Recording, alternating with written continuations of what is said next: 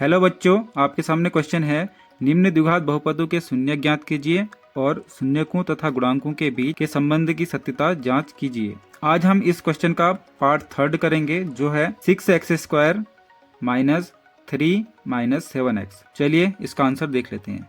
बच्चों, इसका आंसर देखने के लिए सबसे पहले हम इसे सही तरीके से अरेंज करके लिख लेंगे कुछ प्रकार से। अब आप जानते हैं कि जब भी हम किसी बहुपद का गुणनखंड करते हैं तो हम क्या करते हैं, उसमें सबसे पहले x² का गुणांक और जो हमारा अचर पद है इन दोनों को गुणा करते हैं। जैसे हम अगर इन दोनों को गुणा करेंगे तो हमें क्या मिलेगा, 6 × 3 = क्या हो जाएगा हमारा 18। ठीक है, 6 × 18 हो जाएगा। अब हमने क्या करना है, 18 के ऐसे गुणनखंड प्राप्त करने हैं जिनको जोड़ के या घटा के हमारा 7 प्राप्त हो। इस तरीके के हमने गुणनखंड करने हैं। इसमें 9 × 2 तो क्या मिलेगा हमको 18 मिलेगा। अगर हम 9 को 2 में जोड़ दें तो हमको क्या मिलेगा, यहाँ पर 11 मिलेगा। ठीक है, अगर यहाँ पर 9 में से 2 घटा दें तो हमको क्या मिलने वाला है, यहाँ पर 7 मिलने वाला है। तो इसी संख्या को हम यहाँ पर इसकी जगह पर लेंगे, तो इसे कुछ इस प्रकार से लिख लेंगे। अब क्या करना, हमने यहाँ पर 6x² लिखेंगे माइनस यहाँ पर आ जाएगा 9। अब x से गुणा कर देंगे अंदर। ठीक है, अब देखिए यहाँ पर माइनस है तो अगर जब भी कोष्टक के बाहर हमारा माइनस होगा तो कोष्टक के अंदर के चिन्ह बदल जाते हैं। ठीक है, तो यहाँ पर माइनस की जगह क्या आ जाएगा, आपका प्लस आ जाएगा। ठीक हो गया। फिर उसके बाद क्या आ जाएगा, इसको यहाँ पर गुणा करेंगे तो ये हो जाएगा आपका 2x और फिर यहाँ पर इसको 3 उतार देंगे। फिर अब इसके आगे हम क्या करेंगे, देखिए जैसे यहाँ पर हमको 4 पद दिखाई दे रहे हैं। एक पद ये है, एक ये है, एक ये है और एक ये है।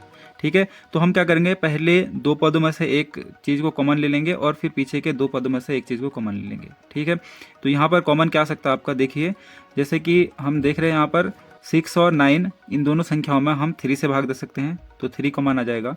और हम यहाँ पर यह भी देख रहे हैं कि यहाँ पर दोनों जगह x है तो हम यहाँ पर x से भी कॉमन ले सकते हैं। 3 से 6 में भाग दे देंगे तो क्या आ जाएगा हमारा 2। ठीक है, और हमने x² में से एक x से बाहर निकाल दिया तो यहाँ पर एक x बच जाएगा। फिर उसके बाद 9x में भाग देंगे 3x से। 3 से 9 में कितनी बार भाग जाता है, 3 बार जाता है। ठीक, फिर उसके बाद हम यहाँ पर जो बीच में चिन्ह दे रखा है इस चिन्ह को उतारेंगे और उसके बाद यहाँ पर इन दोनों पदों में ऐसा कोई भी संख्या नहीं है जिसको हम कॉमन ले पाए। अब आपको जब भी कुछ ऐसे पद दिखे जिनमें कोई कुछ भी चीज कॉमन ना हो तो हम वहाँ पर क्या कॉमन ले सकते हैं, एक कॉमन ले सकते हैं। ठीक है, तो यहाँ पर इनका एक कॉमन ले लेंगे और इनको ऐसे ही उतार देंगे। इसको लिखेंगे 2x - 3। तो ये जो दोनों कोष्टक में है, अब हम क्या करेंगे, इसको एक बार लिख लेंगे 2x - 3 और उसके बाद जो इसके बाहर है इसको लिखेंगे 3x + 1।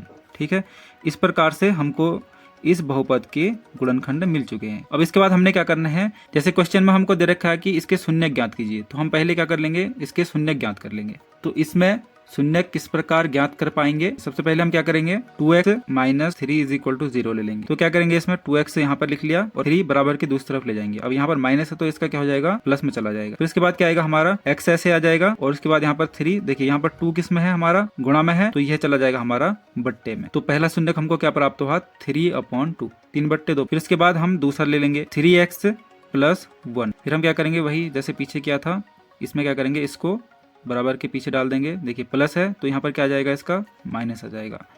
फिर क्या हो जाएगा हमारा, x लिखेंगे -1 और 3 यहाँ पर मल्टीप्लाई में है तो इसको यहाँ पर बट्टे में डाल देंगे। तो इस प्रकार से हमको 2 शून्य क्या प्राप्त हो गए, पहला हुआ हमको 3/2 और दूसरा -1/3। अब हमने करने हैं यहाँ पर सत्यता की जांच, तो हम इसको लिख लेंगे कुछ इस प्रकार से। देखिए सत्यता की जांच के लिए हम क्या करते हैं, सबसे पहले एक बार तो हम करते हैं शून्यकों का योग और फिर करते हैं हम शून्यकों का गुणनफल। तो इसे हम कुछ इस प्रकार से कर पाते हैं। सबसे पहले हम लिखेंगे शून्यकों का योग। शून्यकों का योग के लिए आपके पास एक फॉर्मूला होता है -b/a। इसमें b और a कहाँ से आएगा, जैसे आप यहाँ पर द्विघात बहुपद देख पा रहे हैं, इसमें जो x² का गुणांक है वह होता है हमारा a और x का गुणांक b होता है और लास्ट जो अचर पद होता है वह c होता है। क्योंकि हमारा जो द्विघात बहुपद है उसका मूल रूप क्या होता है, आप जानते हैं कि हम इसको कुछ इस प्रकार से लिखते हैं, ax² + bx + c = 0। तो हमारे इस क्वेश्चन में a क्या हो जाएगा 6, b हो जाएगा हमारा -7 और c हो जाएगा -3। अब यहाँ पर शून्य का योग कर लेते हैं। शून्य क्या है हमारे 3/2 + -1/3 और फिर आएगा हमारा, ठीक है, -b/a, तो पहले माइनस लगा लेंगे। b का मान क्या है -7 और ए है हमारा 6। इसमें संबंध की सत्यता की जांच करने के लिए क्या होना चाहिए, जो बराबर के आगे है वही हमारे बराबर के पीछे होना चाहिए। ठीक है, अगर इसमें ये दोनों आपस में बराबर नहीं निकलते हैं तो इसका मतलब यह है कि हमारे जो शून्यकाएं हैं उनमें से कुछ ना कुछ गलत है। ठीक है, इसलिए हमको सत्यता की जांच करनी आवश्यक होती है। यहाँ पर आ जाएगा 3 दूना 6, 3 3 जा हो जाएगा हमारा 9 और यहाँ पर इसके साथ गुणा कर देंगे तो ये हो जाएगा हमारा 2। अब यहाँ पर देख लीजिए कि यहाँ पर क्या है, बराबर के बाहर माइनस है और अंदर भी माइनस है। मैंने अभी आपको बताया था कि जब भी बराबर के बाहर माइनस होता है तो अंदर वाला चिन्ह बदल जाता है, तो ये हो जाएगा माइनस माइनस हमारा आ जाएगा प्लस हो जाएगा। फिर उसके बाद यह आ जाएगा हमारा नीचे बट्टे में 6। अब इसके बाद हम क्या करेंगे, 9 में से 2 घटाएंगे तो क्या आएगा, 7 आएगा और यहाँ पे बट्टे 6 और यहाँ पर हो गया 7/6।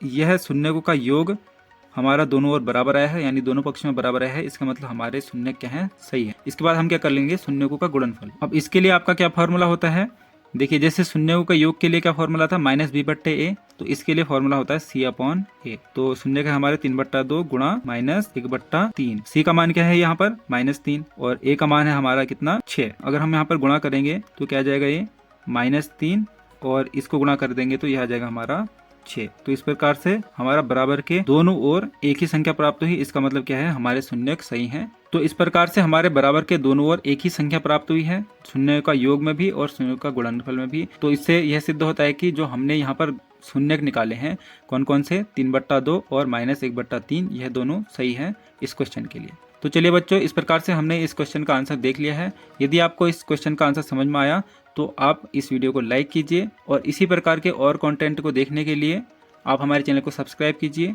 हम आपसे मिलते हैं किसी नई वीडियो के साथ, तब तक के लिए देखते रहिए।